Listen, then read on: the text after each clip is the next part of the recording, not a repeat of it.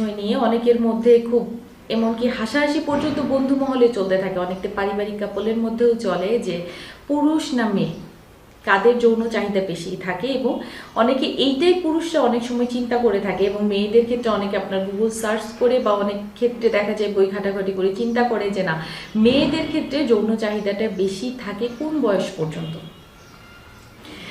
আজকে এই বিষয় সম্পর্কে আপনাদেরকে ছোট একটা ইনফরমেশন দিব, যেটা দেখা গেছে একটা গবেষণায় টেক্সাস ইউনিভার্সিটির একদল স্টুডেন্ট আপনার বিভিন্ন বয়সী মেয়েদেরকে নিয়ে একটা গবেষণায় চলে আসে। তারা 3টা ভাগে মেয়েদেরকে ভাগ করে। একটা দেখা যায় যে আপনার যে বয়স থেকে মেয়েদের সাধারণত শারীরিক বৃদ্ধিটা শুরু হয় সেইখান থেকে, যেমন 16 বছর বয়স থেকে 23 বছর বয়স পর্যন্ত একদলকে ভাগ করা হয়।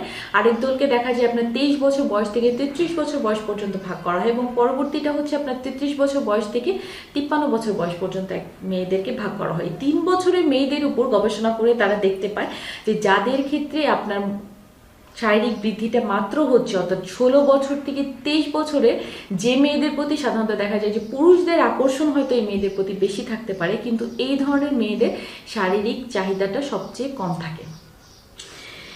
এদের তুলনায় যারা 23 থেকে 33 বছর বয়সে পৌঁছায় তখন দেখা যায় যে এদের থেকে শারীরিক চাহিদাটা অনেকাংশেই বেড়ে যায়। তো অনেকে দেখা যায় যে এই বয়সটাকে অনেকে চিন্তা করে যে এটা হচ্ছে বিয়ের উপযুক্ত সময়।